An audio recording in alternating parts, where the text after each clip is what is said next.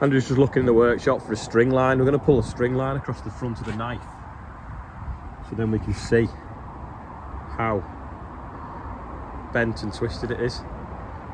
This is obviously a bit rippled, but it can do that anyway because of the way it works. But it's just trying to work out how far that back beam's shoved back that way.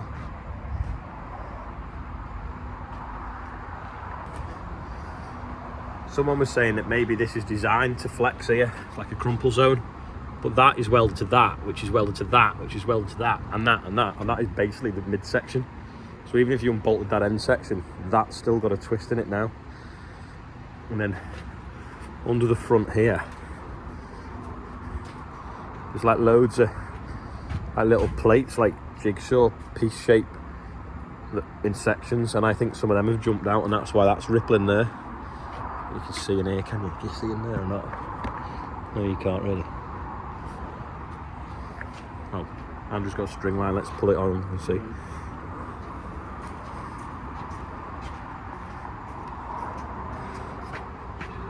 Yeah, you hold it tight to the fingers of the knife. So that's touching them there. Just gives a bit more string.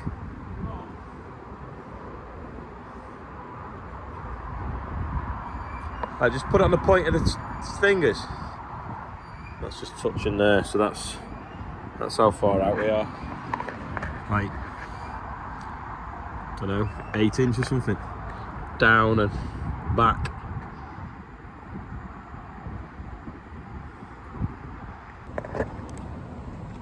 Right, we've got the string line on that now. Go up a little bit, Andrew. Right, down a bit. Right. Now, let's measure this tube here. All like that. Right, so off the radius of that tube, 54 centimetres.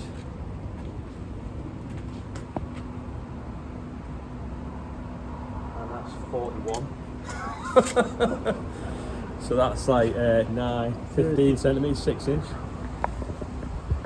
Yeah, so that tube basically bent back 6 inch. So that tube there now should be there, forward 6 inch. So you can see how much it's pushed back. Kind of hit it on like the strongest bit, but the weakest bit. But love it's raining now. As I was going along, it was clearing the manhole with the front knife and everything like that. And then one of the tracks just dropped in a rut because it's obviously was a bit wet when we sewn it, which marries up with the wheelings of the drill to control traffic. But because of that, it dropped down. So the weight of the combine sort of come along and clouted down onto the concrete. And then these little sort of bits here, on the other end obviously, dug into the concrete with the full weight of the machine and the forward speed. I just pulled it back. Had I been cutting lower, it would have just hit the knife and probably bounced up. But yeah, it's hit like the main frame at the back. Just going to swap varieties of wheat in the drill. I can't find the seed sock. Ours is a grey one, not a bright pink one. We have got a bright pink one somewhere, but I thought we'd left it here, but find it. About 100 kilos left in, you see. Found it. And empty seed bags on top of it.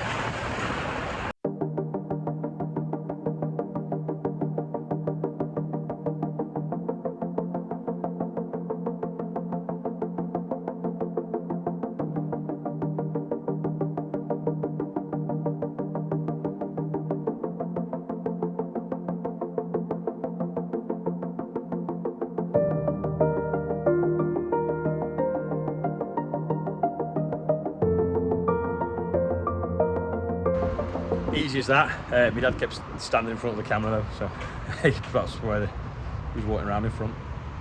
Anyway, that's all out now. About 150 kilos left. We're going to keep that in case there's any missed bits, then we can go and patch it up if we have to. Hopefully there's not. He's not missed anything yet.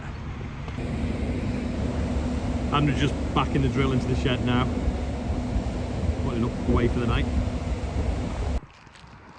Got the flag, got to put it up at half mast. Been meaning to do it all week, keep forgetting. Right, we've put it at half mast. I think it's the right way up. Andrew reckons it's the right way up, so we'll see. I have to take the old pole down that snapped years ago.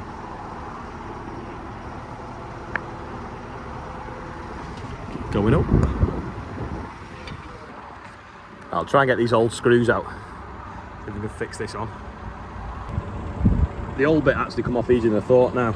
Screw this one on. It's not the strongest of pieces of wood, but it should last for the next week or so. That's it. The gun I had with me was the one with the dodgy battery that you can't click on all the way, which was a bit annoying. But does anyone else have days when they don't like heights? I have days when I don't mind them, and days like today I really don't like them. Just in the buggy now. I'm gonna go and have a look. You know where we were using that crimper roller the other day? See what kind of job it's done, see whether everything's dying or not. So just shoot up the field and see. So this is where we did now. It doesn't look particularly dead to me. Go to where it was thick over here and have a proper look.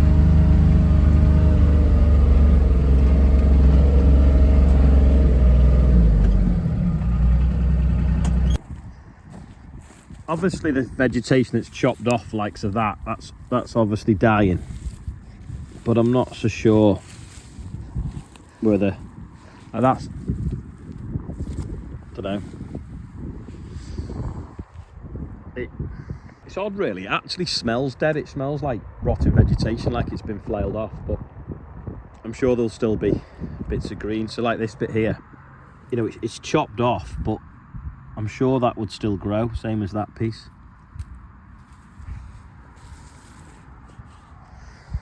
But I'm going to drill it this week, and when I put the pre-emergent spray over it, I will put glyphosate in with it in case some of it has survived.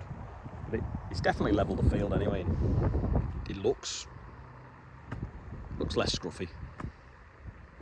A flail mower would have done a similar job, but obviously a flail mower is only like 2.5 meters unless you have a big 6 meter flail mower. It'd probably use more fuel than that was using. But I can see the advantage. Maybe on a frost it probably would bruise it all and kill it that much that it wouldn't regrow. But I'm not entirely convinced really that it's done a good enough job for drilling winter corn into this sort of like cover crop. In other news though, the oilseed rate by the yard, or OSR, which I need to try and keep calling it, seems to be doing okay now. So I'm pleased with that, because I'll be looking at it every day out the back of the yard. Some geese flying over the yard. I hope they're not heading for some of the wheat we've drilled.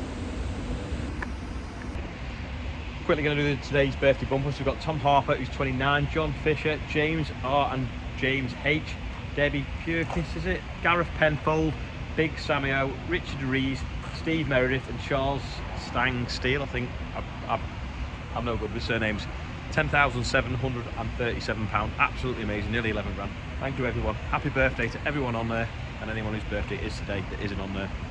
So yesterday I was making a video for a TikTok about mustard, what it looks like, how it grows, and then obviously in the middle of making the video, bent the combine. So the video ended up with a bit of bent combine on the end of it. So many people on TikTok, I mean, it's a bit like Twitter. Everyone's just like, I don't know, negative comments. Someone's like, ooh, that's not going to be insured because you were cutting the weeds down. You know, why don't you put posts around the manhole? I knew the manhole was there, I just didn't know the rut was there. But yeah, it's a totally different platform, TikTok to YouTube. But they were saying, oh yeah, your insurance won't pay out on that. Well, we're insured with the NFU. They've never let me down yet. And I said to the guy that said this, I said, if your insurance company wouldn't pay out for an accident, then you're with the wrong insurance company. That's as far as I'm concerned. Anyway, we'll get it priced up, see what it's going to cost to fix, see if we have a go and maybe just trying to straighten it a little bit so we can cut the summer barley, which I completely forgot about. But at first, we need to get the dealership to look at it and maybe the insurance assessor, just in case it is going to be an insurance claim. But it's what it is, isn't it? I mean, everyone was like, oh, you were very calm considering you'd done it. Well, there's nothing I can do about it. No one was hurt. It was just a piece of metal, you know. It's a nice piece of metal though, innit, to be fair, like, but it's one of them things. If it had been a hot day in the middle of harvest, I would have been in a very bad mood. But considering I'd pretty much finished that bit for the day, I was knocking off early because we were going to like a concert thing, which you might have saw the live from. Olivia was really enjoying it, especially the Blondie tribute act, because she knows some of the songs, as did I. But yeah, that was it. Anyway, thanks for watching today. I'll see you all tomorrow. Oh yeah, sorry, one last thing. The real Countryfile is live. There's a link below, so check it out on the other channel.